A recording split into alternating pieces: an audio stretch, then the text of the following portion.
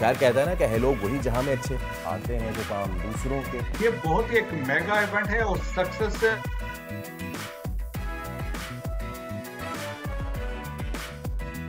बहुत सारे टीचर्स के हाथ मतलब उनका एफर्ट से पेरेंट्स का तो सबसे ज़्यादा एफर्ट्स होता है। मैं उसी बलूचिस्तान की नुमाइंदगी करके इंडिया के साथ बैठ के और पाकिस्तान के लिए बाहर की बात है।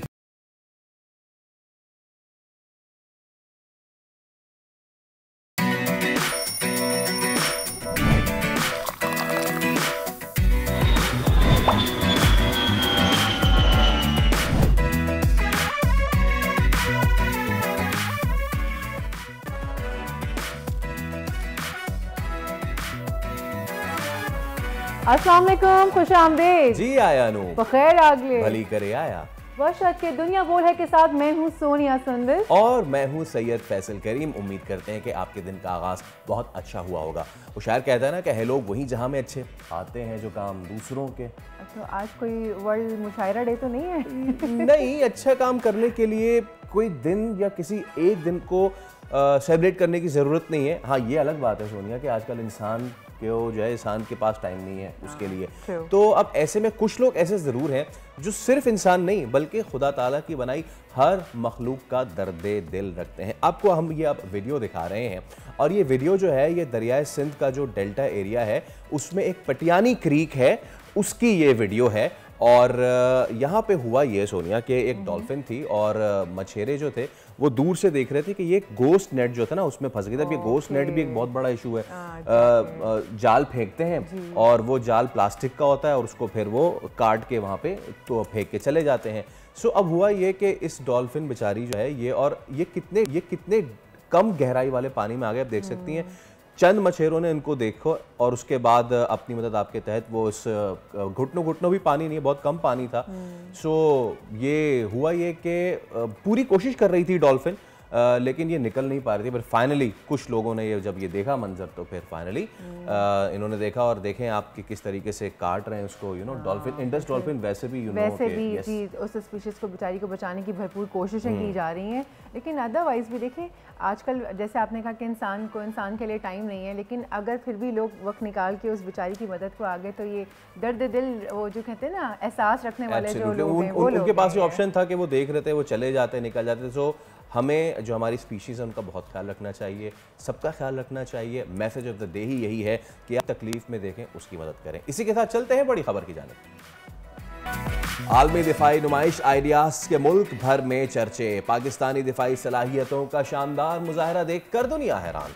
जदीद असलहा, टैंक, जंगी तैयारे, helicopter, drone, missile, cyber defence, satellite और इलेक्ट्रॉनिक वॉरफेयर सिस्टम्स भी नुमाइश में पेश। पाकिस्तान की दिफाई सनत कितना फरोग पा रही है होगी प्रोग्राम में बात। आलमी यौम अतफाल पर भी पाकिस्तान में बच्चों का इस्तेसाल। दुनिया बोल है ने अपने नाज़रीन के लिए मुनफरद तोहफा बच्चों के आलमी दिन आगोश होम्स में गुजारा। एक दिन आपके साथ शेयर करेंगे। हिम्मत मर्दा मदद खुदा। बलूचिस्तान के इलाके केज से ताल्लुक़ रखने वाले नौजवान इस्लाम असलम ने CSS इम्तहान में नवी पोजीशन हासिल कर ली। मंजिल के असूल में कामयाबी की कहानी सुनवाएंगे इस्लाम असलम की ज़बानी। और बॉक्सिंग के मैदान में पाकिस्तान का बड़ा एजाज, बॉक्सर शोएब खान जहरी ने इंटरनेशनल बॉक्सिंग फाइट जीत ली। अफगान हरीफ को शिकस्त के बाद अब भारतीय हरीफ से टकराएंगे। आलमी बॉक्सिंग मुकाबले की तैयारियां कितनी मुकम्मल हैं, प्रोग्राम में जानेंगे शोएब खान से। चलिए करते हैं शो का बाकायदा आगाज। पाकिस्तान की दिफाई सलाहियतों की शानदार पेशकश जारी है। आइडियाज 2024 अब पूरी आबोताब से शुरू हो चुका है। बाय द वे आप गई वहाँ पे, आपने चक्कर लगाया? नहीं, अभी तो कोई चक्कर लगा ही नहीं सकता ना, अभी लगाएंगे जाके। हाँ, ये आपने अच्छा ये बताया कि शुरू में जो है कुछ हाई अप डिग्नेटरीज आ रहे हैं और उसके बाद आज नुमाइश का दूसरा दिन है। असलहा, टैंक, जंगी तैयारे, हेलीकॉप्टर्स नुमाइश के लिए पेश किया। तो इस पर बात करने के लिए हमारे साथ मौजूद हैं ब्रिगेडियर रिटायर्ड मसूद अहमद खान साहब जो कहें दिफाई तज्जियाकार। उनको वेलकम करते हैं शो में। अस्सलाम वालेकुम sir, welcome to the show. जी वालेकुम सलाम, बहुत शुक्रिया सर। पाकिस्तान में कामयाबी दिफाई नुमाइश लगी है और इस बार दुनिया भर से मेहमानों की आमद है। अगर हम पिछली एक्सपो और इस एक्सपो की बात करें तो दोनों में क्या डिफरेंस है? जी हाँ, देखें कि ये बहुत एक मेगा इवेंट है। पाकिस्तान के हिसाब से देखा जाए तो 2000 में पहला ये हुआ था और जिसमें उस वक्त देखें कि तकरीबन 15 कंट्रीज की पार्टिसिपेशन थी, और इसके बाद कोई 55 डेलीगेशंस जो एग्जिबिटर्स आए हुए थे। और अभी देखें कि अभी ये 12वां एडिशन है, तो उससे ये है कि इस एडिशन ने तमाम पिछले रिकॉर्ड तोड़ दिए हैं, क्योंकि इसमें अभी आप देखें 550 प्लस एग्जिबिटर्स आए हैं, और इसके अलावा 55 कंट्रीज हैं, नॉर्थ अमेरिका, साउथ अमेरिका, फार ईस्ट एशिया, वेस्ट एशिया और मिडिल ईस्ट से आए हैं। तो उससे एक इम्पोर्टेंस का पता चलता है। इटली और Iran for the first time they are participating in this mega event.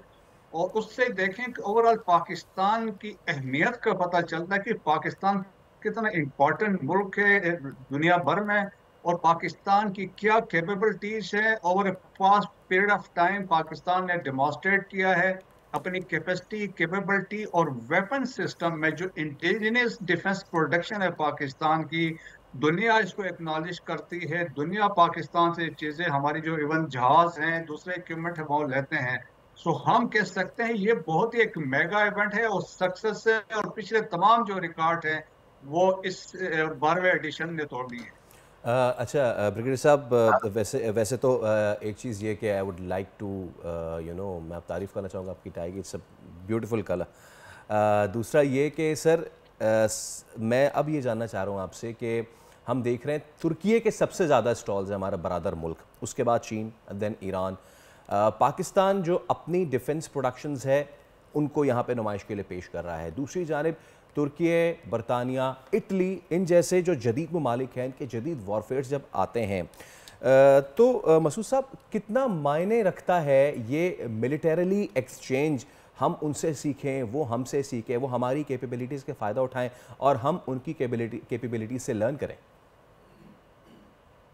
जी हाँ, देखिए इम्पोर्टेंट बात है कि मिलिट्री टू मिलिट्री रिलेशंस देखें हमेशा रहते हैं, इर्रेस्पेक्टिव ऑफ योर गवर्नमेंट, जो चेंज होती रहती हैं, लेकिन ये वाहिद कांटेक्ट होता है जो रहती है, क्योंकि एक तो इंटरेक्शंस होती हैं, मिलिट्री एक्सरसाइजेस होती हैं और विजिट्स होती हैं, ट्रेनिंग होती है। और जब इस तरह के इवेंट्स होते हैं जहाँ पे आप अपने कैपेबिलिटी से, स्पेशली जब आप बात करते हैं तुर्की की बात करते हैं, देखें तुर्की का अभी बहुत बड़ा नाम है। जब हम बात करते हैं ड्रोन्स टेक्नोलॉजी की बात करते हैं, तो वो बैरक्टर उनका बड़ा मशहूर ड्रोन है, तो वो उनकी कैपेबिलिटीज, और वैसे भी तुर्किया जो है बहुत एडवांस है as far as weapon system is concern. तो ये फोरम होता है, यहाँ पे देखें, यहाँ पे आके MOUs भी साइन होते हैं, एग्रीमेंट्स भी साइन होते हैं, क्योंकि इसमें सीनियर मिलिट्री ऑफिशियल्स भी यहाँ पे आए होते हैं और साइंस एंड टेक्नोलॉजी के भी लोग आए होते हैं। तो एक फोरम ऐसा फोरम है कि आप अपने आइडियाज शेयर कर सकते हैं। इसमें सेमिनार्स भी हैं, इसमें एक सेमिनार भी अभी इसमें हो रहा है। तो बहुत सारे ऐसी चीज़ें हैं कि आप एक्सचेंज कर सकते हैं और पोटेंशियल्स हैं। और मेनली देखें कि हमने अपना जो शोकेस कर रहे हैं, अपनी कैपेबिलिटीज हैं, अपना वेपन सिस्टम है, हमारे जो टैंक्स हैं, हमारे जहाज हैं, हमारी साइंस और टेक्नोलॉजी में जो महारत है, साइबर वारफेयर की बात करते हैं। इवन इस दफा देखें कि 2 नई चीजों का इसमें ऐड किया गया है। One is the armed forces institute of rehabilitation medicine है, जो पाकिस्तान का वाहिद इदारा है जो बेसिकली एड्रेस करते हैं जो मसाइल होते हैं जंग में जख्मी मुजाहिदों के, और इसके अलावा जो दूसरे जो जख्मी लोग आते हैं एक्सीडेंट से, तो उनके से जो यहाँ पे चीज़ें बनती हैं, ऑर्गन्स बनते हैं, उनको लगाते हैं। तो उनका यहाँ पे एक प्रोबेबली बास्केटबॉल मैच करवाया जा रहा है, ताकि वो पाकिस्तान के पोटेंशियल से भी देख सके पाकिस्तान किस तरह अपने लोगों को लुक आफ्टर करता है, और उनको फिर ये दे आर के अपने एक वो फाल किरदार भी अदा कर सकते हैं सोसाइटी के अंदर। और सेकंड जो है वो है नस का एक पवेलियन है, जिसमें साइंस एंड टेक्नोलॉजी की भी बात होगी।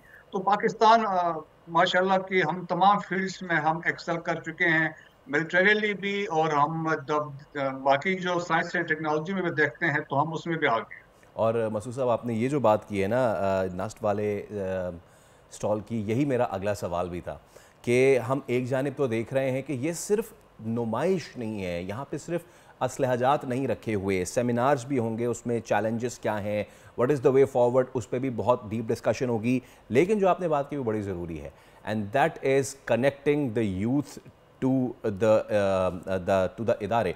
और वो ये है कि स्टार्टअप्स जो हैं उसका भी यहाँ पे एक हॉल लगाया गया है। हाउ इम्पोर्टेंट इट इज़ क्योंकि स्टार्टअप्स हम दीगर जगहों पे तो देखते हैं हर IT सेक्टर में एंड ऑल, बट इस सेक्टर में startup is an absolute new thing for me. जी हाँ, बिल्कुल। देखें कि ये तमाम चीज़ें तो खैर बहुत इम्पोर्टेंट है, और वो किसी न किसी ने तो इसको चीज़ों को एड्रेस करना था। और देखें कि आर्मी एज ए होल जब हम देखते हैं तो बहुत सारे फील्ड्स में कंट्रीब्यूट कर रही है towards the development of country है, या बाकी दूसरे इदारों की मदद से चीज़ें हैं कि तमाम जो हैं इर्रेस्पेक्टिव वेदर अफवाज पाकिस्तान के हैं या पाकिस्तान का एक आम शहरी है और या वो पाकिस्तान की यूथ है, उनको हर जगह पे उनको एड्रेस किया जाता था कि वो एक फाल किरदार वो सोसाइटी में अदा कर सकें। और आखिर में मसूद साहब ये ज़रूर मैं जानना चाहूँगा कि एक्सपो का इनेकाद, डिफेंस एक्सपो का कराची शहर में होना, इतने बड़े पैमाने पे होना, ये ना सिर्फ हमारी जो फॉरेन डिप्लोमेसी है उसका बहुत ही ज़बरदस्त मुँह बोलता सबूत है, हमारे जो मिलिट्री रिलेशंस हैं विद डिफरेंट कंट्रीज़ उसका मुँह बोलता सबूत है, बट एज अ कराची आइट मैं दुनिया को ये बता सकता हूँ कि वो ममालिक जो थोड़े थोड़े उज़ुर दे के ये कहते हैं कि हम यहाँ नहीं आ सकते, वहाँ नहीं आ सकते, मैं उसकी डिटेल में नहीं जाना चाहता।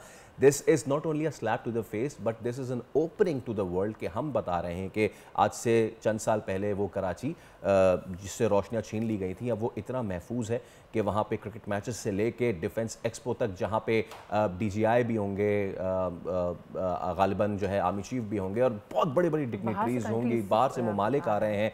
सो it's a reply, befitting reply to the world कि this is a safe country, this is a safe city.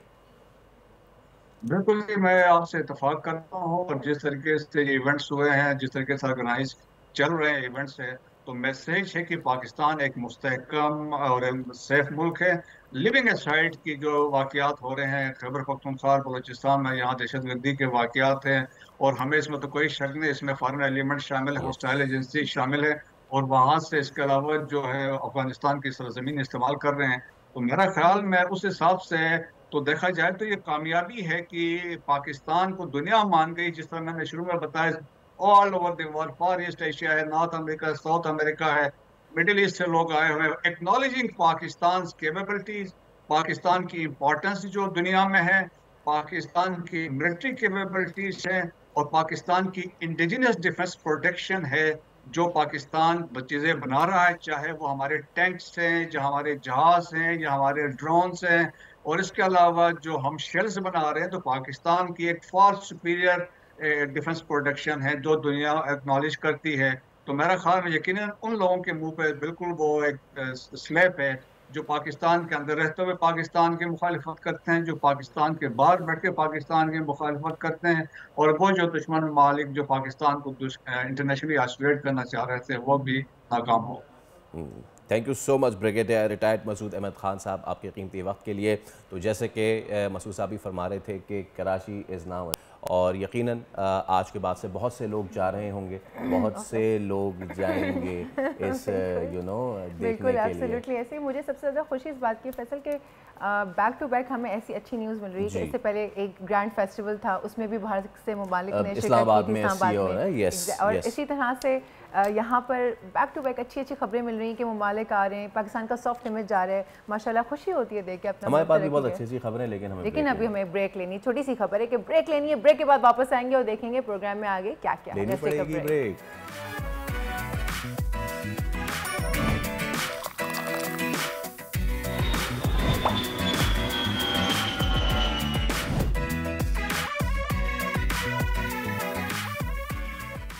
Happy children's day, welcome back. आज है बच्चों का आलमी दिन। वो तमाम तर प्यारे प्यारे बच्चे जो करते हैं प्यारी प्यारी शरारतें, उनको हैप्पी चिल्ड्रंस डे। और इस प्लेटफॉर्म से I would like to say to my 3 भांजाज एंड भांजीज एंड 1 भतीजा that I love you a lot.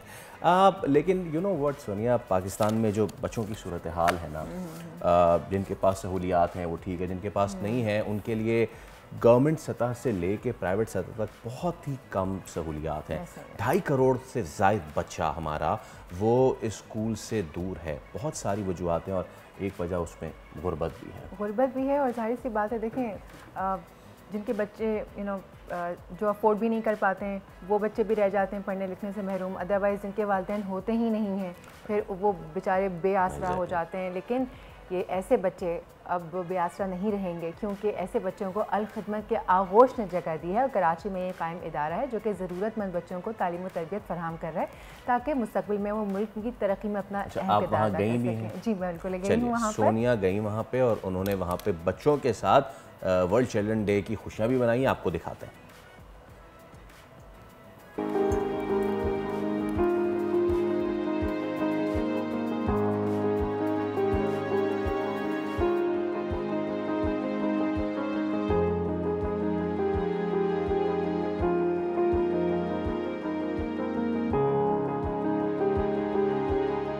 अस्सलाम वालेकुम व्यूअर्स, आज है बच्चों का आलमी दिन और बच्चों का आलमी दिन और ये सेलिब्रेट ना किया जाए ऐसे कैसे हो सकता है। तो आज मैं और मेरी टीम आप पहुंची है अल खिदमत आगोश होम कराची। जैसा कि आप देख रहे हैं मेरे पीछे बड़ी खूबसूरत बिल्डिंग मौजूद है। यहाँ पर वो सारे बच्चे जो कि यतीम हैं, बेसहारा हैं, जिनका कोई वाली वारिस नहीं है, उनका सहारा है आगोश। और ये आगोश नहीं, ये एक घर है, ये एक फैमिली की सूरत में है। सो अंदर चलते हैं, जानते हैं कि ये इदारा किस तरह काम करता है, बच्चों से भी मुलाकात करेंगे और देखेंगे भी कि बच्चे अंदर क्या एक्टिविटीज़ करते हैं, किस तरह से सर्वाइवल है और क्या है। चलिए मेरे साथ अंदर चलते हैं।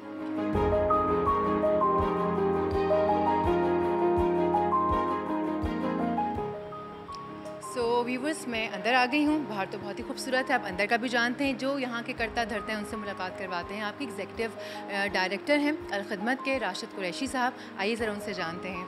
अस्सलाम वालेकुम सर, कैसे हैं आप? वालेकुम अस्सलाम, शुक्र अल्लाह का, अल्हम्दुलिल्लाह। सर मैं अंदर आ रही थी तो आउटडोर तो आपका बेतहाशा खूबसूरत बना हुआ है। मैंने आते हुए देखा ये बड़ी खूबसूरत सी आपने एक विजिटिंग एरिया बनाया हुआ है, रेड है, ब्लू है, बच्चों के लिहाज से आपने इसको यहाँ पे तरतीब दिया है। मैं ये जानना चाहूँगी इसके पीछे आपने क्या लॉजिक रखी है? छोटे छोटे जो पार्ट्स में आपने बनाया है, नाज़रीन आप देख भी सकते हैं, छोटी छोटी सी टेबल्स रखी हैं, सोफ़ाज़ रखे हुए हैं, एक छोटा सा मिनी ड्राइंग रूम है ये।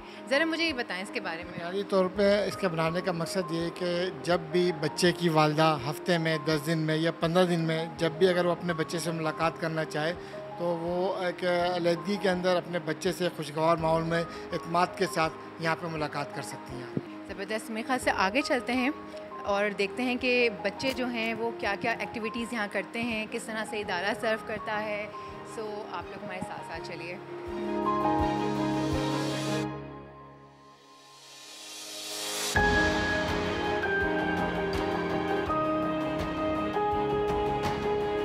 व्यूअर्स, मेरे पीछे जो आप ये कलरफुल सी जगह देख रहे हैं ये एक लाइब्रेरी है। जी हाँ, इतनी खूबसूरत लाइब्रेरी बनी हुई है। बच्चों के जो जहन में होते हैं ना रंग डिफरेंट तरह के, उसको मद्देनज़र रखते हुए ये लाइब्रेरी डिज़ाइन की है। आप देखिए ज़रा, मेरे पीछे भी देख सकते हैं और अदरवाइज़ भी डिज़ाइन आप देखिए। बच्चे अंदर भी बैठ के पढ़ सकते हैं, एक छोटे से साहब जो हैं वो पढ़ भी रहे हैं। उसके अलावा ये बच्चे अंदर फिक्स हो चुके हैं जिनको देख के भी मुझे मज़ा आ रहा है। इतना कूजी कूजी सा वो एरिया है, सारे बच्चे आराम से बैठे हुए पढ़ रहे हैं। और अगर आप देख सकें, कैमरा ऊपर जा सके तो आप दिखाइए, यहाँ पर एक मल्टीमीडिया भी नस्ब है और सामने वो आप उस पर ये लोग डिफरेंट टाइप के मूवीज़, लिटरेचर्स, डॉक्यूमेंट्रीज़ प्ले करते हैं बच्चों के लिए। और अदरवाइज़ अगर आपको मैं दिखाऊँ मेरे पीछे तो आप देखिए यहाँ पर हर तरह की किताबें मौजूद हैं। जो मुझे सबसे अच्छी बात लगी कि ये लोग बच्चों को किताबों से जोड़ रहे हैं। नबी करीम सल्लल्लाहु अलैहि वसल्लम की सीरत के ऊपर किताबें हैं, तारीख़ी शख्सियात के ऊपर किताबें हैं, इंग्लिश डिफरेंट स्टोरीज़ और नावल्स रखे हैं, इश्तियाक अहमद के, नायतुल्लाह के काफ़ी अच्छे वाले नावल्स रखें, बच्चों की उम्र के हिसाब से वो पढ़ें। यहाँ पे आप देखें कलरिंग बुक्स रखी हुई हैं। और ये क्या है? बच्चों के लिए उर्दू ज़ख़ीरा अल्फाज, इंग्लिश राइटिंग, जगमगाते तारे, ये सारी वो कहानियाँ जो हम बचपन में देखा करते थे और इन्होंने इनको अभी तक तरोताज़ा रखा हुआ है। ज़रा बच्चों से बात करते हैं। जो अंदर फिक्स हुए हुए बच्चे हैं ना, इनको देख देख के मुझे मज़ा आ रहा है। ज़रा इनसे जानते हैं। अस्सलाम वालेकुम। वालेकुम अस्सलाम। क्या नाम है आपका? मुदस्सिर। अच्छा, इनका नाम है मुदस्सिर। मुदस्सिर साहब जो अंदर फिक्स हुए हुए। मुदस्सिर, ये इतनी छोटी सी जगह में मज़ा आ रहा है बैठ के पढ़ने में? यस। कौन सी किताब पढ़ रहे हैं आप? ये उर्दू की किताब। उर्दू पढ़ना अच्छा लगता है? कौन सी क्लास में हैं आप? 1। यहाँ पर कब से हैं आप? बहुत दिनों से। मज़ा आ रहा है सबके साथ रहने में? यस। चले, आपने देखा बच्चे यहाँ पर बहुत एंजॉय कर रहे हैं किताबों का पढ़ना भी।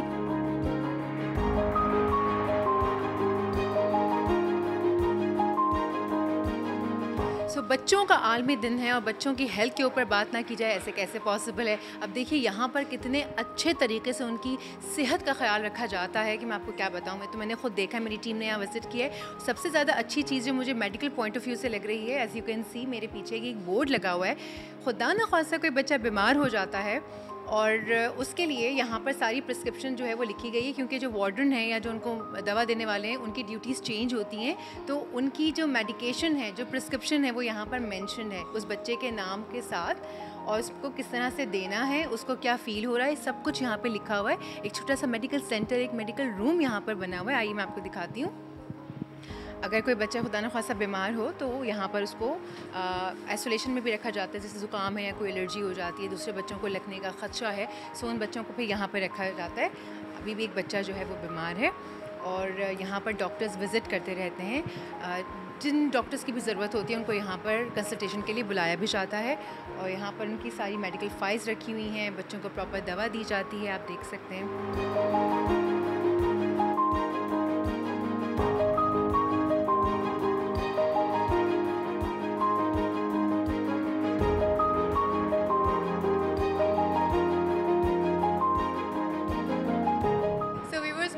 मौजूद हूँ आगोश के ये क्या कहना चाहिए कैफ़ेटेरिया में, और इस कैफ़ेटेरिया में आप देख सकते हैं मेरे आगे पीछे दाएं बाएं हर जगह बच्चे ही बच्चे मौजूद हैं और ये सारे बच्चे अभी स्कूल से वापस आए हैं और ये इनका लंच टाइम है। मैं चाहूँगी कि हम ज़रा सा इन बच्चों से चिट चैट करें, थोड़ा जानें कि बच्चे यहाँ पर किस तरह से एक्टिविटीज़ करते हैं, पार्टिसिपेट करते हैं, उन्हें यहाँ रहना कैसा लग रहा है। अभी तो लंच टाइम है, मुझे अच्छा भी नहीं लग रहा उन बच्चों को छेड़ते हुए, लेकिन हमारे पास यही टाइम स्लॉट है तो हम थोड़ा इसी में इनसे बातचीत करते हैं। अस्सलाम वालेकुम।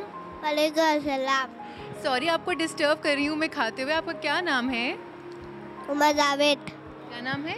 उमर जावेद। अच्छा उमर, ये बताइए स्कूल से आए हैं आप अभी? यस। कौन सी क्लास में पढ़ते हैं आप? नर्सरी। नर्सरी में हैं आप? यहाँ रहना पसंद है? अच्छा लगता है यहाँ पर रहना आपको? जी अच्छा लगता है। अच्छा लगता है, चलें आप खाएं, मैं आपको डिस्टर्ब नहीं करना चाहती। अच्छा आपका क्या नाम है? मोहम्मद अयान। थोड़ा सा ज़ोर से बोलेंगे। मोहम्मद अयान। मोहम्मद अयान, आपने खाना नहीं शुरू किया अभी तक? चलें आज मुझे बताएं कौन सी क्लास में हैं आप? नर्सरी। आप भी नर्सरी में? इतनी बड़ी क्लास में आ गए आप। यहाँ रहना अच्छा लगता है आपको?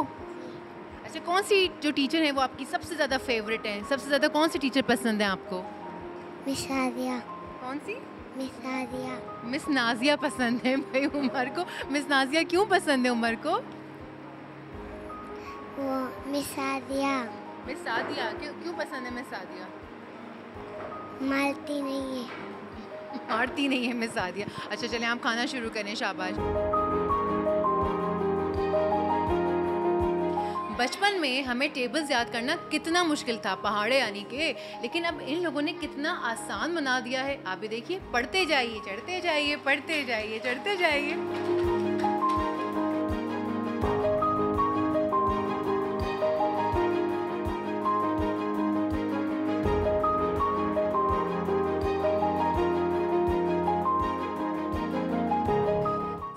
आज का बच्चों का आलमी दिन हम लोगों ने अल खिदमत आगोश होम कराची में गुजारा, मेरी और मेरी टीम ने। और मैं समझती हूँ जिस किस्म का इदारा काम कर रहा है, इनको देखते हुए हुकूमती दर्जे पे भी, हुकूमती लेवल पर भी इसी तरह का कोई इदारा कायम होना चाहिए, बल्कि इदारे कायम होने चाहिए जहाँ पर ना कि सिर्फ बच्चों की किफ़ालत हो बल्कि उनकी तालीम और तरबियत पर भी उतना ही ज़ोर दिया जाए। और बाकी भी जो इदारे हैं उनको भी इनसे थोड़ी सी इंस्पिरेशन लेनी चाहिए। मुझे और मेरी टीम को दीजिए इजाज़त, हमने यहाँ बहुत अच्छा दिन गुजारा। अब हम मज़ीद इन बच्चों के साथ ज़रा खेलेंगे, तब तक के लिए अल्लाह हाफ़िज़। चलिए अभी हम एक ब्रेक ले रहे हैं, ब्रेक के उस पार हाजिर होंगे तो मज़ीद बातें आपके साथ करने के लिए stay with us.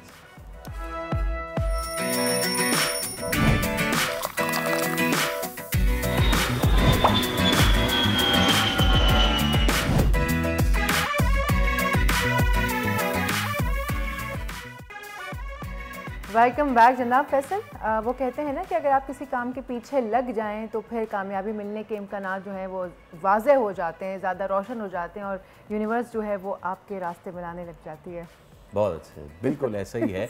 You know खुदा ताला की नुसरत से लेके और कायनात की उन फोर्सेस तक, वो सब आपके साथ एकजुट हो जाते हैं अगर आप मेहनत का मोल जानते हैं। तो आज हम आपकी मुलाकात करवा रहे हैं बलूचिस्तान के एक ऐसे नौजवान से, केच इलाका है, और इन्होंने अपनी हिम्मत और हौसले से इम्तिहान पास किया जिसमें अच्छे नाकाम हो जाते हैं, अच्छे नाकाम हो जाते हैं। अब I've tried CSS twice and to my surprise I got failed in इस्लामियात। I mean तो मैं ज़रूर पूछूंगा इस्लाम असलम से कि उन्होंने जो है वो इस्लामियात की तैयारी समेत दीगर तैयारियां कैसे की हैं।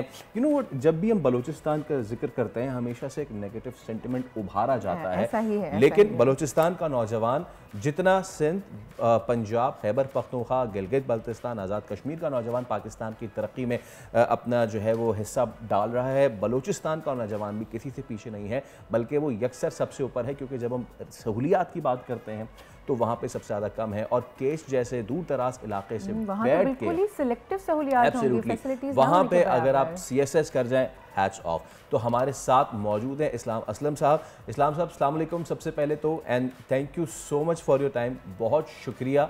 और you know being an aspirant of CSS, जब भी आप शुरुआत करते हैं तो अखबारों का पुलंदा और किताबों के ढेर से लेके बहुत सारी चीज़ें होती हैं कि जिससे आप गुजरना पड़ता है।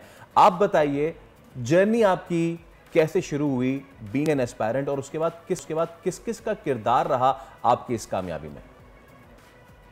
अस्सलाम वालेकुम, thank you very much for. असल में मैं जब CSS की तैयारी शुरू की तो मैं पाकिस्तान से बाहर था, तो मेरी जर्नी थोड़ी सी डिफरेंट रही है क्वाइट। मतलब कि मैं जो एकेडमीज वगैरह होते हैं उस तरह कोई प्रॉपर था नहीं, तो प्रॉपर कोई मेंटर नहीं था। मेरे कज़न से बात हुआ था कि मैंने कहा CSS करना है तो क्या करना चाहिए। उसने कहा सर हमीदुर रहमान रांझा साहब हैं, आप उसके साथ बात कर लें, वो गाइड कर लेंगे, तो आप उसकी गाइडेंस पर चलें। तो मैं बाहर उनसे पहली मरतबा व्हाट्सएप पर बात हुई तो मैंने उन्हें बताया कि मैं बलूचिस्तान का हूँ, तो मैं CSS की तैयारी करना चाहता हूँ। उन्होंने कहा बहुत अच्छी बात है, मैं बलूचिस्तान के स्टूडेंट्स को फ्री ऑफ कॉस्ट मतलब जूम पर लेक्चर भी देता हूँ, और अगर जब भी मौका मिलता है तो फिज़िकल भी उनको पढ़ा लेता हूँ। तो उनके साथ मैं जुड़ गया था, और मैं उस टाइम एक मल्टीनेशनल में काम भी कर रहा था। फुल टाइम जॉब थी मेरी, मतलब रात सुबह 9 बजे से रात 8 बजे 6:30 बजे तक जॉब होती थी। फिर सैटरडे संडेज ही मिलते थे छुट्टियाँ दोनों। तो मैंने उस दौरान तैयारी की थी, पहली अटेम्प्ट दी। पाकिस्तान कस्टम्स में मेरी एलोकेशन हुई, तो मैं चाहता था कि मैं पाकिस्तान एडमिनिस्ट्रेटिव सर्विसेज में आऊँ। तो दूसरी मरतबा दोबारा मैंने सर से पूछा कि सर दोबारा आपने तैयारी करानी है? सर ने कहा हाज़िर हैं। फिर दोबारा मैं सर के साथ जुड़ गया था, तैयारी की थी, और इस दफ़ा फिर मैं पाकिस्तान एडमिनिस्ट्रेटिव सर्विसेज में मेरी एलोकेशन हो गई थी। अच्छा इस्लाम भाई, किसी और ग्रुप में जाने के लिए क्या CSS दोबारा अपेयर करना पड़ता है? इसमें ये होता है जब भी आप CSS में एग्ज़ाम में अपेयर हो जाते हैं तो मेरिट वाइज आपकी एलोकेशन हो जाती है। बिल्कुल। तो इसमें मेरिट पे टॉप पे अक्सर लोग की, हर किसी की अपना चॉइस है, कोई फॉरेन सर्विस रख लेता है या कोई पुलिस सर्विस ऑफ पाकिस्तान रखता है, कोई पाकिस्तान एडमिनिस्ट्रेटिव सर्विस लगती है। लेकिन मेरिट में जो हाईएस्ट पोजीशन होती है, अक्सर जो ट्रेंड है पाकिस्तान में, वो पाकिस्तान एडमिनिस्ट्रेटिव सर्विसेज की होती है, PAS ग्रुप जो है। तो मेरी पोजीशन उस टाइम 120 थी और बलूचिस्तान में 3rd पोजीशन थी। तो मैं बलूचिस्तान उस टाइम मेरे मेरिट इस ग्रुप के लिए नहीं बना था। तो फिर आपको इम्प्रूवमेंट के लिए हमेशा आपके पास 3 चांसेस होते हैं, मतलब 3 मरतबा आप CSS में अपेयर हो सकते हैं। मेरा पहले अटैम्प्ट में नहीं हुआ था, दूसरे अटैम्प्ट में फिर मेरा हो गया था। ज़बरदस्त। इस्लाम साहब ऐसे कहते हैं कि हर कामयाब आदमी या औरत के पीछे किसी न किसी का हाथ होता है ज़रूर, जो उसको सपोर्ट कर रहा होता है, उसको लेकर आगे बढ़ रहा होता है, उसको मोटिवेशन दे रहा होता है। आपने अभी बारहा अपने टीचर के बारे में कहा, तो ज़रा हम जानना चाहेंगे कि आपके पीछे कामयाबी के जो इतनी ज़बरदस्त आपने जो कामयाबी हासिल की है, इसके पीछे किसका हाथ है? ज़रूर उन्हीं टीचर का हाथ है। सबसे पहले तो पेरेंट्स का, ऑफ कोर्स उन्होंने, मतलब कि बलूचिस्तान जैसे इलाके में मेरा एक छोटा सा गांव जहाँ में ताल्लुक़ रखता था, मतलब मैं 2री-3री जमात तक तो अंग्रेज़ी देख ही रही थी क्या होता है क्या नहीं होता स्कूल पे। फिर केच ग्रामर एक छोटा सा स्कूल था वहाँ तुर्बत में, वहाँ से पढ़ने के बाद मतलब बहुत सारे टीचर्स के हाथ, मतलब उनका एफ़र्ट्स है। पेरेंट्स का तो सबसे ज़्यादा एफ़र्ट्स होता है, मतलब फाइनेंसेस अरेंज करना, मेहनत करना, अपनी मतलब बच्चों को पढ़ाने की तरफ उनका रुझान होना। तो उनके बाद तो मतलब मेरी CSS की जर्नी जो है उसमें, मतलब एक छोटे से टाइम में पाकिस्तान से बाहर होना, फिज़िकली कोई एकेडमी अटेंड नहीं करना, सिर्फ व्हाट्सएप और जूम पे एक राब्ता रखना। उसमें सर हमीदुर रहमान रांझा साहब जो हैं उनका एक बहुत बड़ा किरदार है। मैं समझता हूँ CSS के एग्ज़ाम में वो जो जितना उसकी मतलब कहा जाए वो कम है, प्रॉपर जो गाइडेंस था, किस तरह करना है, कैसे करना है, किस सब्जेक्ट को कैसे बिल्कुल कितना इस्लाम टाइम भाई, जो आप सर रांझा का नाम ले रहे हैं is very famous in CSS circuit. अच्छा, आखिर में मैं चाहूँगा नौजवानों के लिए आप पैगाम ज़रूर दीजिए, ख़ास तौर पे बलूचिस्तान के नौजवानों के लिए। मतलब ये है कि अपॉर्चुनिटीज़ बहुत सारे हैं, बहुत सारे एवेन्यूज़ हैं। मतलब पढ़ने लिखने का रुझान बढ़ना चाहिए, एक्सप्लोर करना चाहिए, टेक्निकल एजुकेशन की तरफ आना चाहिए। उस पे भी मतलब आप फ्रीलांसिंग की तरफ उनको आना चाहिए, उससे भी उनकी अर्निंग हो सकती है एक अच्छी खासी। जो बेरोज़गारी है उसमें कमी आ सकती है। और मैं जैसे कि आप CSS की जर्नी के बारे में पूछ रहे थे, तो उसमें मैं ज़रूर ये इजाफ़ा करना चाहूँगा कि रिसेंटली अभी CSS के 100 स्टूडेंट्स का बैच का आगाज़ हो चुका है गवादर यूनिवर्सिटी में। सर हमूदुर रहमान रांझा साहब उन्हें पढ़ा रहे हैं फ्री ऑफ कॉस्ट। मतलब ये भी उनके पास लाहौर जाने की या इस्लामाबाद जाने की ज़रूरत उनको नहीं है। ज़रूरत नहीं है।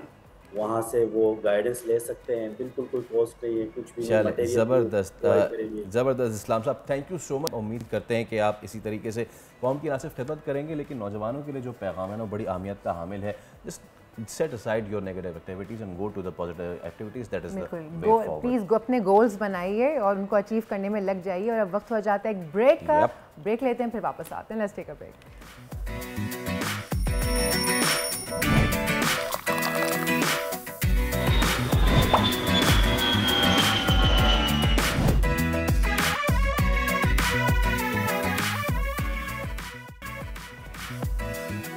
वेलकम बैक जनाब। उम्मीद कर रहे हैं कि आपका दिन अच्छा गुजर रहा होगा। अगर कोई ये समझता है कि दिफाई मसनूआत की तैयारी में पाकिस्तान दूसरों से पीछे है, तो ये उसकी भूल है। आज हम आपको मिलवाने वाले हैं एक ऐसी कंपनी से जिनकी बनाई गई बुलेट प्रूफ गाड़ियां ना सिर्फ पाकिस्तान बल्कि अमेरिका, मिडिल ईस्ट जैसे ममालिक भी इस्तेमाल कर रहे हैं। एब्सोल्युटली, बुलेट प्रूफ पाकिस्तान के नाम से मशहूर सिक्योर मोटर्स न सिर्फ पाकिस्तानी आर्म फोर्सेस को सर्विस फराहम कर रही हैं, बल्कि उनकी बनाई गाड़ियां अमेरिका, इराक, अफगानिस्तान फोर्सेस के भी ज़ेरे इस्तेमाल रही हैं। 2008 में कायम सिक्योर मोटर्स ने मुहाफिज 1 के नाम से बुलेट प्रूफ व्हीकल लॉन्च किया। इसके बाद से अब तक ये सफ़र जारी है। तो बात करने के लिए हमारे साथ मौजूद हैं एग्जीक्यूटिव डायरेक्टर मोहम्मद नौफान कफील भी होंगे हमारे साथ, लेकिन हम आपको दिखा भी रहे हैं बुलेट प्रूफ आजकल के ज़माने में जबकि पूरी दुनिया आर्मर पियर्सिंग पे जा रही है, तो बुलेट प्रूफ जो है वो बहुत ही ज़्यादा कारगर जो है वो इस्तेमाल होती है। सिविलियंस, ब्यूरोक्रेसी, पॉलिटिशियंस से लेते हुए आर्म फोर्सेस तक इसका इस्तेमाल हम देख रहे हैं कि बहुत ज़्यादा अब बढ़ गया है। और न सिर्फ वॉरफेयर में बल्कि आम तौर पे भी अगर किसी सिक्योरिटी के मामलात हैं तो उसमें भी जो बुलेट प्रूफ टेक्नोलॉजी, अब नाउ हमें देखना यह है कि बुलेट प्रूफ जो हमारे सवालात होंगे लाजमी मैं तो ये पूछूंगा कि बुलेट प्रूफ की जो टेक्नोलॉजी है उसकी ग्रेडिंग कितनी है, यानी कि मिनिमम ग्रेडिंग कितनी होती है, मिनिमम प्रोटेक्शन कितनी देती है, कौन सी जो बुलेट है वो इसमें उसको वो पियर्सिंग से रोक सकती है, बिकॉज बुलेट्स के अपने कैलिबर्स होते हैं, द 9mm एंड ऑल, तो कितनी कैलिबर के बुलेट्स को ये रोक सकती है। Executive director bulletproof Pakistan Muhammad Nauman Kafeel हमारे साथ मौजूद है। नौमान साहब अस्सलाम वालेकुम, can you hear us from the studios? आपको आवाज़ आ रही सर? जी अस्सलाम वालेकुम जी। वालेकुम अस्सलाम, thank you so much for your time. Nauman साहब, आइडियाज़ 2024 ऐसे में पाकिस्तानी बुलेट प्रूफ जो गाड़ियां हैं वो तवज्जो का मरकज़ हैं। आप बताइए कौन कौन से व्हीकल्स जो हैं इस बार ऑन द डिस्प्ले हैं आप लोगों की तरफ से? सर पहले तो अस्सलाम वालेकुम और बहुत शुक्रिया आपको मुझे लेने के लिए। सर इस दफ़ा जो है हम लॉन्च किए हमने जी ज़रबे हैदर, और ज़रबे हैदर इज़ एन APC और is an smart APC vehicle जो कि अल्हम्दुलिल्लाह कल से आज तक बड़ी हाईलाइट पे है और मेन स्ट्रीम पे भी है सर। और इसके साथ साथ हमने जो है रैपिड रिस्पांस फोर्स के लिए गाड़ी डिज़ाइन की हैं और वो भी इस दफ़ा हमारे पास प्रोडक्ट लिस्ट के ऊपर है जी।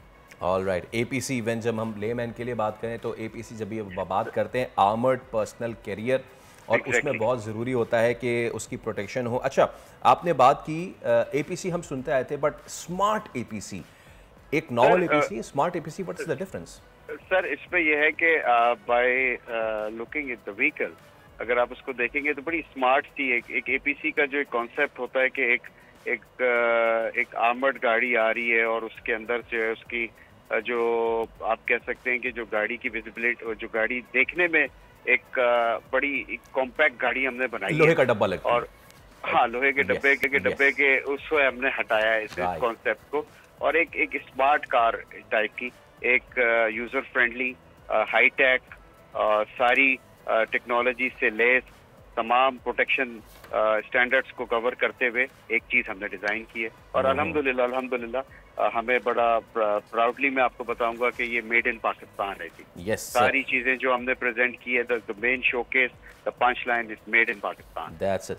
अच्छा नोमान साहब, ये बताइए कि थोड़ा सा टेक्नोलॉजिकल हम जानना चाहेंगे कि इसकी ग्रेडिंग क्या होती है, यानी कि अगर ये मिलिट्री वॉरफेयर के लिए इस्तेमाल हो रही है तो कितने कैलिबर का बुलेट जो है उसकी पियर्सिंग ये रोकती है, plus not only bullet but अगर कोई मोटर फटे और उसके स्प्लिंटर्स कोई इस तरह की चीज़, तो इसके बारे में हमें बताइए। सर देखें, ये वाली जो हमारी गाड़ी है सर, ये हमने सर B6 लेवल कैटेगरी कहलाती है सर, B6, ठीक है सर, जो कि 7.62 × 51 ये कैलिपर होता है सर, जो कि बुलेट को पाकिस्तान के अंदर जिसे हम यूजुअली G3 जो वेपन हम यूज करते हैं, जो आर्मी के पास मैक्सिमम प्रोटेक्शन वेपन है जो वो यूज करती है, उसकी सर इसमें हम प्रोटेक्शन दे रहे हैं सर। और B6 गाड़ी है और इसके अंदर अल्हम्दुलिल्लाह ये टेस्टेड एंड ट्रायल भी हुए हुए हैं जी इसके। और जहाँ तक आपने दूसरा सवाल किया था, अगर मैं दोबारा अगर आप मुझे हाँ, इसमें यानी कि कितने आपने एक तो बुलेट का वो तो बता दिया, एंड इसके अलावा और क्या प्रोटेक्शन है, जैसे कोई मोटर फटे उसके स्प्लिंटर्स एंड इस तरह की? सर इसके अंदर सर हैंड ग्रेनेड की सर प्रोटेक्शन होती है। ओके। और उसके अंदर जो है देखें, बॉम्ब की इटसेल्फ कोई डिफाइंड वैल्यू तो है नहीं। यस। कि हम बता दें जी इतना केजी का बॉम्ब जो है वो डिफाइंड होता है। ये बेसिकली जो होता है एक शेल है जी, एक 360 डिग्री प्रोटेक्शन व्हीकल होता है, जो कि आपको आउटसाइड से अगर कोई अटैक होता है तो उसको बचाने की सलाहियत रखता है। बुलेट तो ये पूरे सर सस्टेन कर जाता है और B6 लेवल तक। और जो बॉम्ब ब्लास्ट, जो बॉम्ब की प्रोटेक्शन होती है, तो ये सर उसमें ऑलमोस्ट 4 to 5 kg ये होल्ड कर लेता है जी। वैसे अहमान साहब, कौन कौन से ऐसे अभी तक ममालिक हैं जिन्होंने APC में इंटरेस्ट शो किया है? मैम कल से जो अब तक हैं कुछ अफ्रीकन कंट्रीज हैं जी, और मिडिल ईस्ट की कुछ कंट्रीज हैं, जैसे कि आपका जी हमारा इराक है, और फिर गैम्बिया है साउथ अफ्रीकन कंट्रीज के अंदर, फिर हमारे जी 2-3 कंट्रीज हैं मिडिल ईस्ट के, UAE है जी, और डिफरेंट जी। कल से अब तक जो है वो हम डेलीगेशंस को ही डील कर रहे हैं, आर्मी के जो डिफरेंट कंट्रीज की आई हुई है। ओके। नौमान साहब, अगर सिक्योर मोटर्स की बात करें, 2008 से गालिबन, please correct me if I am wrong, आप लोग बुलेट प्रूफ गाड़ियाँ तैयार कर रहे हैं। With the passage of time जिस तरीके से ना सिर्फ वॉरफेयर मॉडर्नाइज हुआ है, बल्कि जो हमारी सिविलियन सिक्योरिटी है उसको भी बदलते वक्त के साथ बदलते चैलेंजेस का सामना है। पाकिस्तान इंडिजिनसली कैसे इन चैलेंजेस का सामना कर रहा है और कैसे अपने आप को जदीद खतूत पे इस्तवार कर रहा है? सर इसमें ये देखें, जिस तरह के आपको पता है कि लॉ एंड ऑर्डर की सिचुएशन डे बाय डे, आपको पता है कि एक दिन और दूसरे दिन जो है वो हालात आप लोगों के सामने है, ठीक है जी। बहुत सिक्योरिटी कंसर्न बढ़ गया है, ठीक है जी। इस हिसाब से सामान जो गाड़ियों के अंदर जो मटेरियल है और गाड़ियों की जो बनावट है, जो उसकी फैब्रिकेशन है, उसके अंदर भी डे बाय डे आपको पता है कि एनहांसमेंट्स हो रही हैं, और रिसर्च एंड डेवलपमेंट में हम बहुत सा टाइम लगा रहे हैं कि, और इंटरनेशनल स्टैंडर्ड को भी हमें मद्देनज़र रखना होता है कि ये सारी चीज़ें एक ये सारा इंग्रेडिएंट्स मिलके और एक कंप्लीट पैकेज बनाने के अंदर हमें वर्ल्ड स्टैंडर्ड जो चीज़ें हैं वो उसको यूज़ करना पड़ता है to meet that criteria.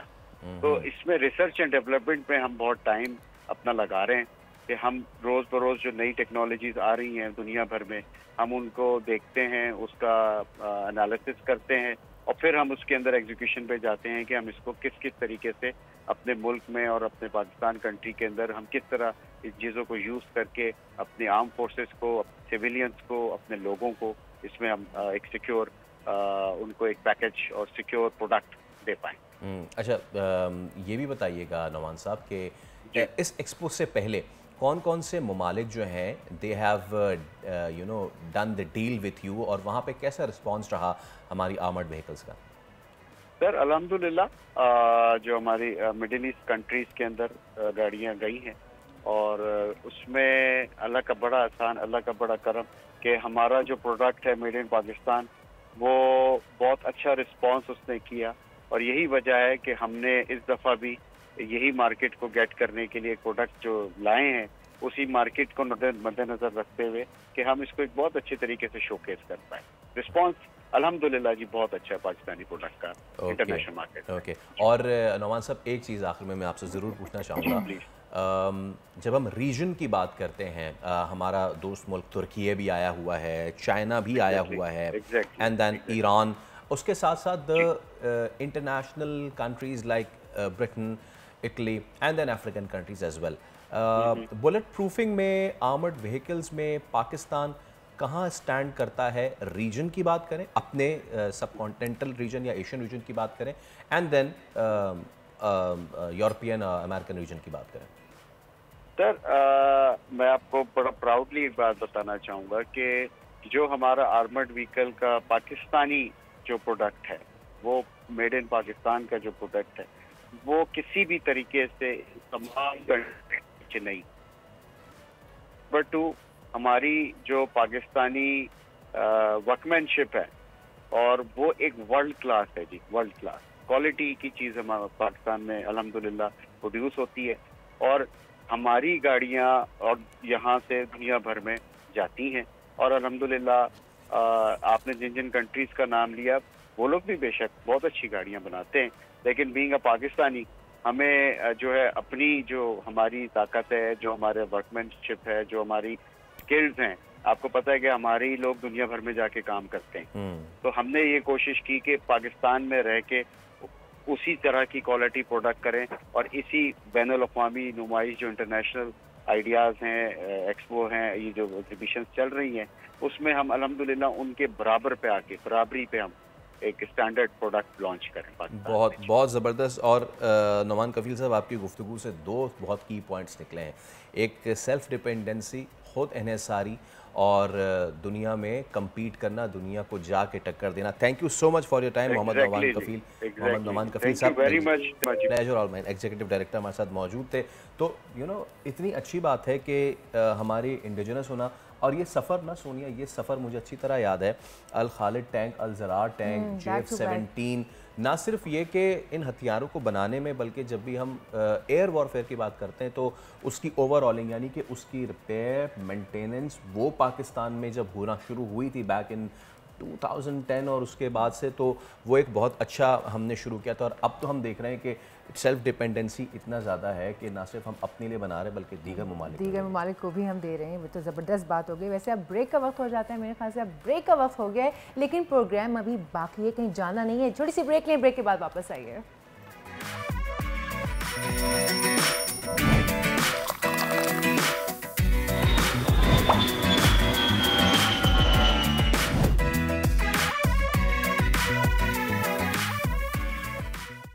Welcome back जनाब। अब बात करते हैं कुछ स्पोर्ट्स के मैदान की, हाँ, लेकिन क्रिकेट की नहीं है ये, हम किसी और चीज़ की बात है। पाकिस्तानी टैलेंट दुनिया में जो है ना वो रोशन हो रहा है, बिल्कुल हर तरफ से पाकिस्तानी टैलेंट का जो है ना वो उभर के आ रहा है माशाल्लाह। और पाकिस्तानी बॉक्सर ख़ास तौर पर शोएब खान ज़हरी ने इंटरनेशनल बॉक्सिंग फाइट जीत ली है। मस्कत में इंटरनेशनल बॉक्सिंग फाइट का मुकाबला सजा। इसमें शोएब खान ज़हरी ने अफगान बॉक्सर को हराकर FFC टाइटल अपने नाम किया, और अफगानी हरीफ को शिकस्त के बाद अब वो हराने जा रहे हैं भारतीय बॉक्सर को। अभी से मैंने बता दिया कि वो हराने जा रहे हैं, हराएंगे। शोएब खान ज़हरी हमारे साथ मौजूद है। अस्सलाम वालेकुम शोएब, बहुत शुक्रिया आपके वक्त का, माशाल्लाह बहुत बहुत मुबारकबाद हो आपको। बाय द वे, राइवलरी कैसी रहती है अफगानिस्तान के साथ शोएब? भारत के साथ तो रहती है, बॉक्सिंग की बात आए तो, या मार्शल आर्ट्स की बात आए, फिजिकल कॉन्टैक्ट स्पोर्ट्स की बात आए, अफगानिस्तान कैसा है इस डिसिप्लिन में, और उनके साथ राइवलरी कैसी रहती है हमारी? वालेकुम सलाम, थैंक यू वेरी मच जी भाई। जिस तरह कि आपने कहा कि मेरा जो मतलब जीत था, ये सिर्फ मेरा नहीं, पूरे पाकिस्तान का जीत था, ये आप सबका जीत था। आप जैसे अजीम शख्सियत की दुआओं से अल्हम्दुलिल्लाह अल्लाह पाक ने मुझे इज्जत दिया और पाकिस्तान को अल्लाह पाक ने इज्जत दिया। अफगानिस्तान का जो फाइटर था, वाकई ये टफ फाइटर होते हैं, मतलब इनके बहुत ही लोग मेहनत करते हैं, बहुत ट्रेनिंग करते हैं। फिर मेरा जो अपोनेंट था, ये एशिया से मतलब 3 मंथ ट्रेनिंग कैंप के लेकर आया था ओमान मस्कत में। तो मैंने भी अल्हम्दुलिल्लाह यहाँ पे पाकिस्तान में काफ़ी ट्रेनिंग की थी, मेहनत की थी। तो वहाँ पे जितना मेहनत मैंने किया था, इतना मेहनत अपोनेंट ने किया था। आखिर में आप लोगों की दुआ ने काम दिया मुझे, और अल्लाह पाक ने मुझे इज्जत दी, पाकिस्तान को इज्जत दिया। ज़बरदस्त। और अब आप भारतीय बॉक्सर से भी बिल्कुल। 2-2 हाथ करने जा रहे हैं, वो फाइट कब है? जी इंशाल्लाह भारतीय बॉक्सर के साथ भी मेरा दिसंबर में फाइट है, तो बैंकॉक में होगा वो फाइट। वो भी इंशाल्लाह UBO universal boxing organisation world title है इंशाल्लाह, उसमें भी आप लोगों की दुआएं चाहिए। मैंने पहले भी ट्रेनिंग किया था अफगानिस्तान के बॉक्सर के लिए, मजीद मतलब मैं आज ट्रेनिंग करूंगा, मजीद दुआ करूंगा इंशाल्लाह कि मैं वो फाइट भी जीत कर पाकिस्तान का नाम रोशन करूं। जी अभी जैसे कि फैसल ने आपसे पूछा भारत के लिए, तो कितनी तैयारी कर ली है आपने, और ज़रा ट्रेनिंग्स के बारे में थोड़ी सी चीज़ बताइएगा, क्योंकि बहुत सारे इस वक्त बॉक्सर्स हैं जो आपसे इंस्पायर्ड हैं, वो शौक़ से सुनना चाहेंगे कि भाई शुएब की क्या ट्रेनिंग्स हैं जो हम भी ज़रा करें। जी ट्रेनिंग तो मेरी काफ़ी हार्ड हुई थी अफगानिस्तान की फाइट के लिए खास कर, और इसी तरह भारत की फाइट के लिए भी। जब मैं वापसी में आ गया तो वैसे वहाँ पे मुझे मेडिकल ने कहा कि जो डॉक्टर्स होते हैं, उन्होंने फाइट के बाद कहा कि शोएब आपने तकरीबन 45 डे रेस्ट कर दी है। तो मैंने कहा मैं जब जाऊँगा, मेरे इंडिया के साथ फाइट है, फ़ौरन मैं ट्रेनिंग शुरू करूँगा। तो फिर उन्होंने कुछ मतलब मुझे बताया खाने पीने के लिए, डाइट प्लानिंग उन्होंने बताई कि फिर आपने ये डाइट प्लानिंग करना है, तब आप मतलब ये ट्रेनिंग कर सकते हो, क्योंकि आपने बहुत सख्त फाइट के लिए अफगानिस्तान के बॉक्सर के साथ आपने बहुत टफ फाइट किया। इससे जो मतलब आपके सारा जिस्म मतलब स्टिफ है इस वक्त, तो आपने कुछ रेस्ट करना है, कुछ आप मेंटली रिलैक्स होंगे, आपको पंचेस लगेंगे, तो इसकी वजह से फिर आपको मतलब रेस्ट मिलेगा।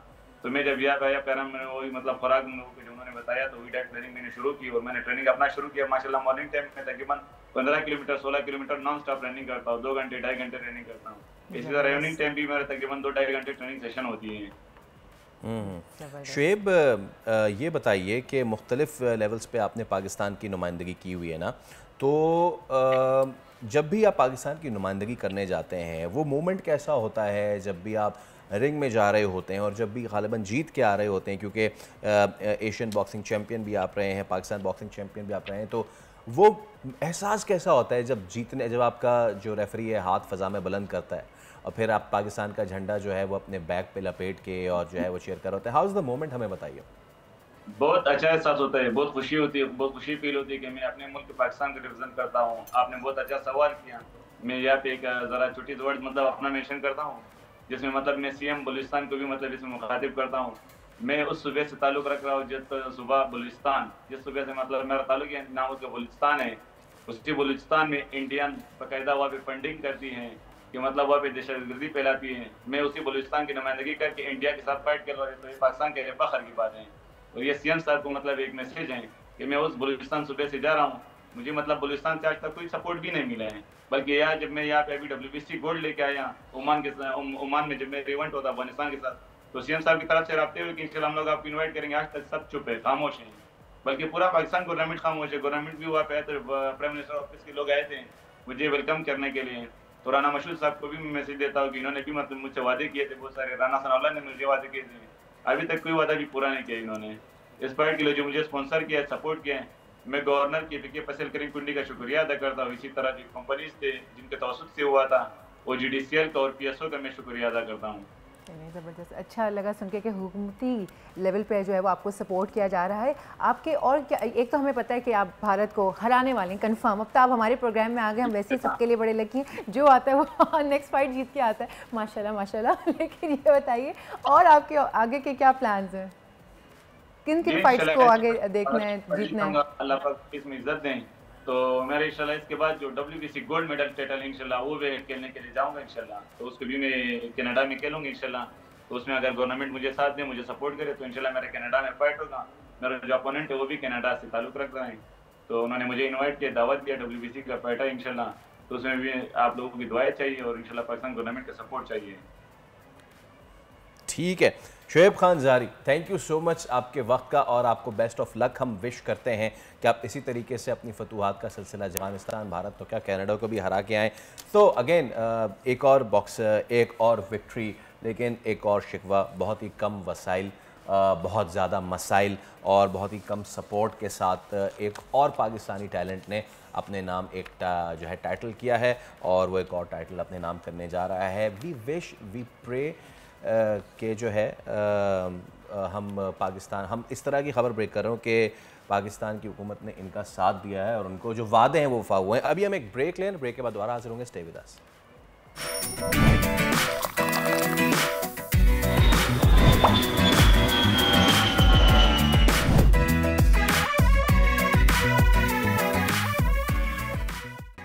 वेलकम बैक जनाब। दुनिया बोल है में एक मरतबा फिर खुशामदीद। वक्त हो जाता है वेदर अपडेट्स का। मुल्क के बेशतर इलाकों में आज मौसम खुश्क और सर्द रहने का इम्कान है। कराची में आज सुबह के वक्त हल्की ठंड महसूस हुई, जबकि पंजाब के चंद मैदानी इलाकों में सुबह और रात के औकात में स्मॉग और धुंध छाए रहने का इम्कान है। अगर अहम शहरों के दर्जा हरारत की बात करें तो आज कराची में मिनिमम टेम्परेचर 19 और मैक्सिमम टेम्परेचर 33 डिग्रीज तक जाने का इम्कान है। अगर बात करें हैदराबाद की तो हैदराबाद में सर्द हवाओं के साथ मिनिमम टेम्परेचर 18 और मैक्सिमम टेम्परेचर 33 डिग्रीज तक रहने का इम्कान। लेकर चलते हैं मीरपुर खास। मीरपुर खास में मिनिमम टेम्परेचर 15 और मैक्सिमम टेम्परेचर 32 डिग्रीज तक जाएगा। लेकर चलते हैं आपको नवाबशाह की जानिब। नवाबशाह में मिनिमम टेम्परेचर 16 और मैक्सिमम टेम्परेचर 33 डिग्रीज तक जाएगा।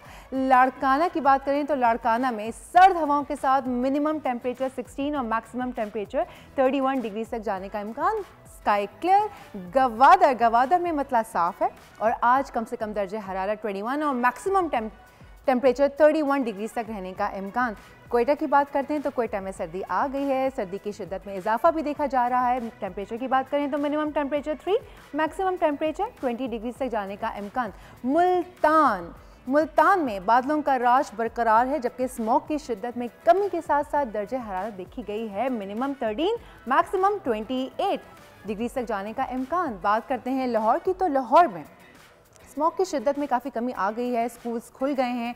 कारोबार के लिए अभी तक कुछ ऐसे चीज़ें हैं लाइक 10 o'clock तक खोलने की इजाज़त है, उसके अलावा नहीं। मास्क लगा के रखें, सेहत का ख्याल रखें।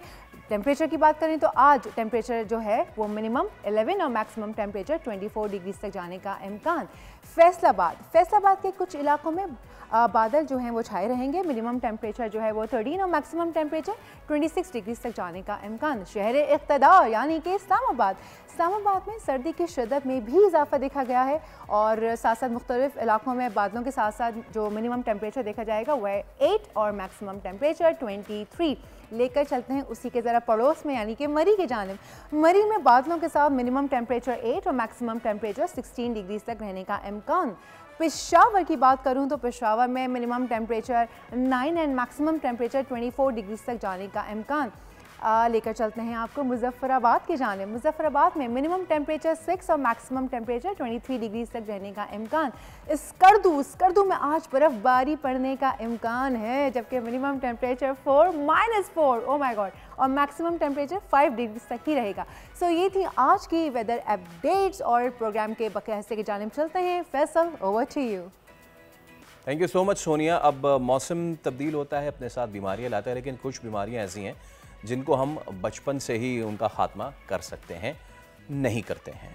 हम ग़ालिबन वो उन चंद लोगों में से या उन चंद कौमों में से होंगे जिनके लिए कहा जा रहा है कि खुदा का वास्ता फ्री डोजेज़ ले लो, बच्चों को लगवा लो, लेकिन हम नहीं लगवाते हैं। अब महकमा सेहत सिंध के तहत जो हिफाजती टीकों से महरूम रह जाने वाले बच्चों के लिए ये खुसूसी मुहिम का आगाज़ हुआ है। मुहिम का नाम है बिग कैचअप और ये शुरू की जा रही है। अब इसके तहत सिंध के जो 30 अजला हैं 20 लाख बच्चों को मुख्तलिफ बीमारियों से बचाव के टीके लगाए जाएंगे। तो without further ado, without wasting any time, let me introduce my guest. हमारे साथ मौजूद हैं director EPI expanded programme for immunisation Sindh, doctor Naeem Rajput. Doctor sahab अस्सलाम वालेकुम। सबसे पहले thank you so much once again for coming. और अभी जो हम कैंडिडेट गुफ्तगू कर रहे थे उसी से आगाज़ करते हैं इंशाल्लाह कि जनाब हम लोगों को कह रहे हैं, आप जाके लोगों को कह रहे हैं कि भाई ये फ्री है, प्लीज़ लगवा लें, लेकिन लोग जो हैं वो नहीं लगवाते हैं, नहीं सुनते हैं। इस प्रोग्राम के बारे में बताइए, कौन कौन से हिफाजती टीके लग रहे हैं, कहाँ कहाँ लग रहे हैं, कब तक जारी रहेगा? देखिए जी, ये एक बहुत बड़ी हमारी एक कैंपेन समझ लें, इसको रूटीन का हिस्सा समझ लें कि बिग कैचअप कैंपेन है। ये बिग कैचअप राउंड फर्स्ट शुरू हो गया कल से। मैडम मिस्टर डॉक्टर अज़रा फजल पेचू साहबा ने और सेक्रेटरी रेहान इकबाल बलूची साहब ने इसका इफ्तिताह किया। कल पुलिस हॉस्पिटल में हम थे और वहाँ बच्चों को, जो ख़ास करके जो ज़ीरो डोज बच्चे हैं, जो डिफ़ॉल्टर हैं, जो मिस्ड हैं, ड्यू डिफ़ॉल्टर्स हैं, यानी ये एक अपॉर्चुनिटी उन बच्चों के लिए जो ड्यू टू वेरियस रीज़न कि कभी हम कह रहे हैं जी वो कोविड में हमारी वैक्सीनेशन सर्विसेज कॉम्प्रोमाइज़ थी, सेंटर्स बंद थे, या लॉकडाउन वाली सिचुएशन थी, लोग घरों से बाहर नहीं आ पा रहे थे, सबका फोकस कोविड पे था, तो वो सारा जो कोहॉर्ट था वो रह गया इस सारी इम्यूनाइजेशन से। तो हमारा जो बिग कैचअप के ऑब्जेक्टिव्स हैं वो ये है कि हमने जो इम्यूनाइजेशन है उसको रिस्टोर करना है उन बच्चों के हवाले से।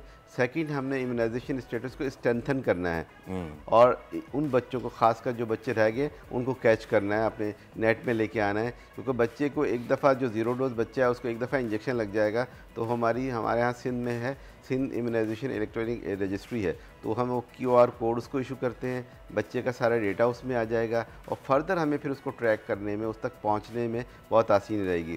तो इसके लिए जो हमने मेथड्स और स्ट्रेटजी अडॉप्ट की वो ये है कि हमारे ही वैक्सीनेटर्स हैं जो मुख्तलिफ़ जगहों पे अपने कैचमेंट एरिया में अपने वैक्सीनेशन सेंटर से हट के, क्योंकि वैक्सीनेशन सेंटर कुछ ऐसे हैं लोगों के घरों से दूर हैं या लोग वहाँ तक पहुँच नहीं पाते हैं, तो ये हमारा वैक्सीनेटर मोहल्ले की सतह पे, गली की सतह पे वहाँ जाएगा, कम्युनिटी में जाएगा, वहाँ पे इसको सपोर्ट हासिल होगी 2 मोबिलाइजर्स की, जो मोहल्ले की सतह के लोग होंगे, जो कम्युनिटी को बता रहे होंगे कि भाई ये वैक्सीनेटर की टीम आई हुई है, आप अपने बच्चों को हिफाजती टीकाजात लगवा सकते हैं। इनका बहुत इंपॉर्टेंट रोल है, मैं इस पर बात करूँगा। मीनवाइल बोल ब्रेकिंग पे आप अपने सवालात भेज सकते हैं, वैक्सीनेशन से मुतालिक आपके जो भी सवालात हैं, कौन कौन से इलाकों में कब से शुरू हो रही, क्या ये आप पूछ सकते हैं। और ये बोल ब्रेकिंग हमारा फेसबुक पेज है और फेसबुक पेज पर भी इस वक्त हम लाइव हैं और आप अपने सवालात भेज सकते हैं। अच्छा, एहसन का सवाल ये है कि इंजेक्शन से मुतालिक मिथ्स हैं बहुत सारे कि जी ये लगवाना चाहिए, नहीं लगवाना चाहिए। बहुत से लोग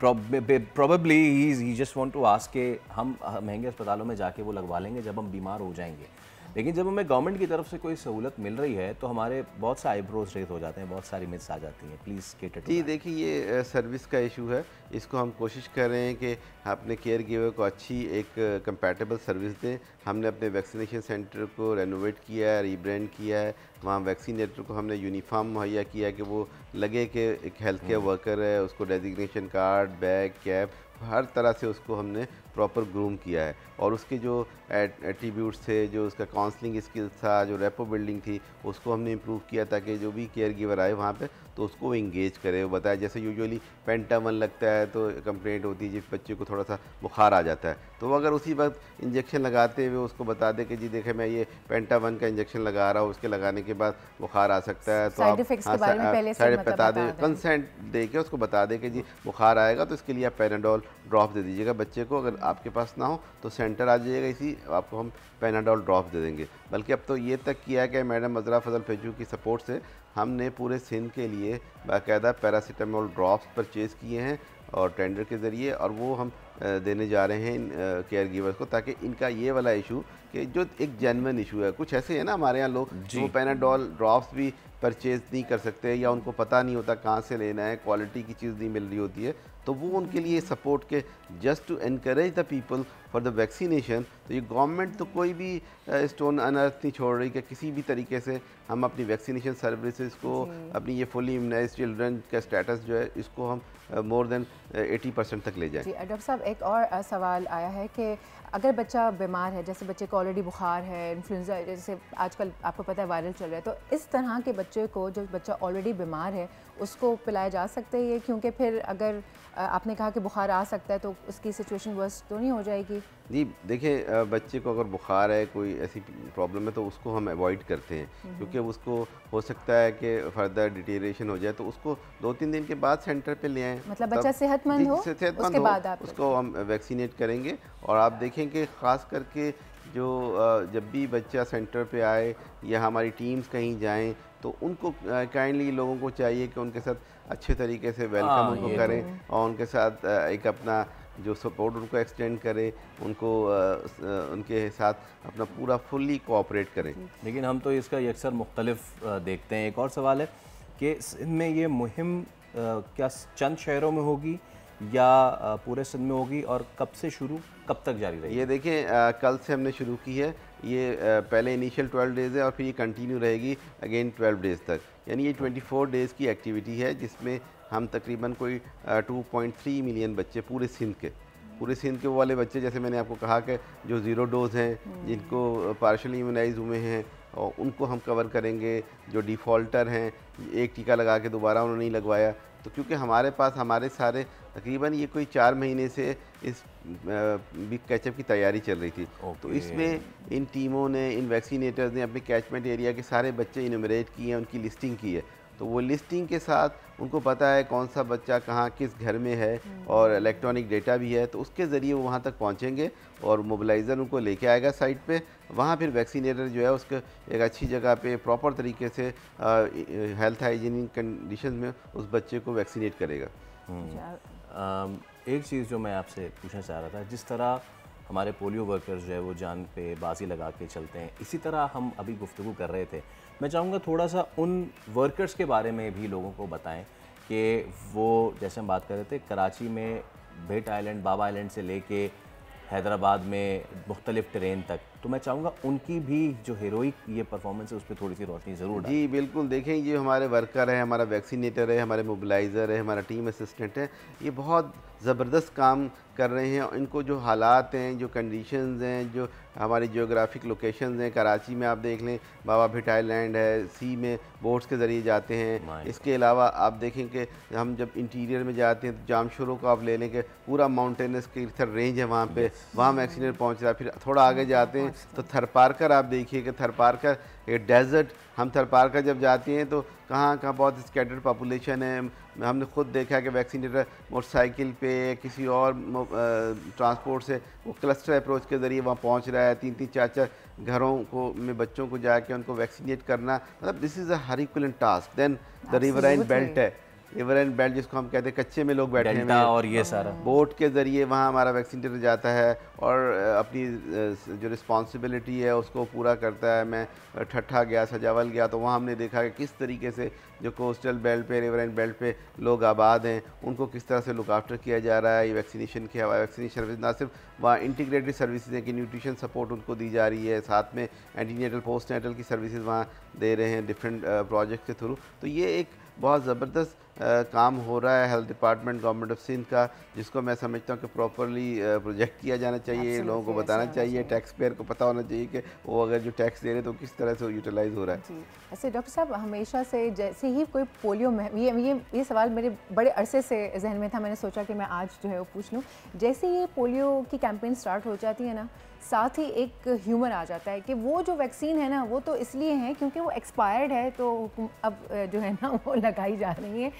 ये हर बार होता है और इसीलिए बहुत सारे वालिदैन डर जाते हैं और वो दरवाजे तक उन वर्कर्स को आने भी नहीं देते हैं। जो मिथ्स हैं ऑब्वियसली वो वर्कर्स को वहाँ तक आने भी नहीं देते हैं और वो वहीं से भगा दिए जाते हैं। तो अगर वहाँ उन लोगों को बताया जाए कि भाई ऐसा कुछ नहीं है और आप यहाँ बैठे हैं तो प्लीज़, क्योंकि ये इतने पोलियो एक ऐसी खतरनाक बीमारी है, तो आप इसके बारे में थोड़ा सा देखिए। पोलियो की कैंपेन्स हर महीने 2 महीने के बाद हो रही हैं और क्योंकि पोलियो का ख़तरा बहुत ज़्यादा बढ़ गया है, केसेस बहुत आ रहे हैं, एनवायरमेंटल सारा हमारा पॉजिटिव हुआ है और पोलियो हमारे EPI का भी एक एंटीजन है। तो ये चूँकि बिग कैचअप कैंपेन जिसमें पोलियो भी हम दे रहे हैं, साथ में ख़ासकर जो हमने एक पहले एक्टिविटी की थी कि फ्रैक्शनल IPV वैक्सीन दी थी पोलियो के सिचुएशन को देखते हुए, तो वो जो उसमें FIPV कैंपेन में जो बच्चे रह गए थे उनको भी हम इसमें कवर कर रहे हैं। साथ में IPV जिनका जो इंजेक्शन नहीं लगा पोलियो का, तो उसको भी हम कवर करेंगे। तो ये चूँकि EPI के हवाले से जो हमारे 12 इंजेक्शन लगते हैं, ये उस पर फोकस की हुई कैंपेन है, राउंड है पूरा, और इसके 4 राउंड होने हैं पूरे सिंध में डिफरेंट टाइम्स पे। अभी आफ्टर जब ये कैंपेन ख़त्म होगी तो उसके 28 डेज़ बाद दूसरा होगा, फिर 3rd होगा और 4th जो है वो 6 मंथ के बाद होगा, ताकि प्रॉपर इम्यूनिटी शील्ड दी जाए। और जो आपने बात की ना कि एक्सपायर्ड, देखें ये एक पूरा सिस्टम है वैक्सीन का। वैक्सीन कोल्ड चेन मैनेजमेंट है, ये इंटरनेशनली प्रोक्योर करती है यूनिसेफ, फिर ये रेफ्रिजरेटेड ट्रक्स में आती है, फिर रेफ्रिजरेटेड ट्रक्स में डिस्ट्रिक्ट्स में जाती है, डिस्ट्रिक्ट में और डिवीज़न में हमारे कोल्ड स्टोरेज बने हुए हैं जहाँ 24/7 अनइंटरप्टेड इलेक्ट्रिसिटी सप्लाई को मेंटेन किया जाता है। देन जो वैक्सीन है, जो उसका वाइल है, उस पर बाकायदा एक VVM होता है, जो इंडिकेटर होता है जिसको देखते हैं कि जी ये वैक्सीन जो है वो एक्सपायर्ड तो नहीं है, इसका कलर तो नहीं चेंज हो गया है। सब आपने ये तमाम तर मिथ्स हैं उनके बड़े ज़बरदस्त आपने जवाब दे दिया और मेरे ख्याल से बात हमने की है, जाके दिखाना भी बड़ा ज़रूरी है। So let's plan about that. हम उन मुख्तलिफ जगहों पे चल के इसको करते हैं। Doctor Naeem Rajput, thank you so much for your time, thank you so much for coming. तो तमाम तर जो देखने वाले हैं उनके लिए एक बार फिर कि ये वैक्सीनेशन मुहिम जो शुरू है आपके अपने बच्चे, आपके अपने मुस्तकबिल के लिए जान है, बचाने के तो लिए प्लीज़ वैक्सीनेट करा ले बच्चों को जो आपके दरवाजे पे आ रहा है, अगर वो पोलियो वर्कर है या फिर अगर वो इस तरह का मोबिलाइज़र है, जिस तरह मुख्तलिफ सेंटर्स बने हुए हैं उनके पास जाएँ। आप नहीं जा सकते, वो आपके गली मोहल्लों में आ रहे हैं,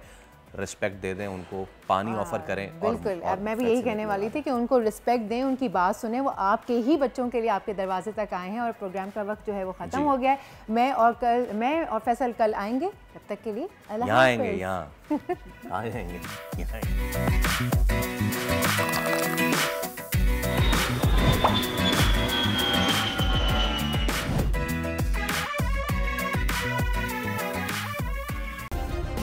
सब्सक्राइब करें और बेल दबाएं ताकि कोई खबर रह न जाए।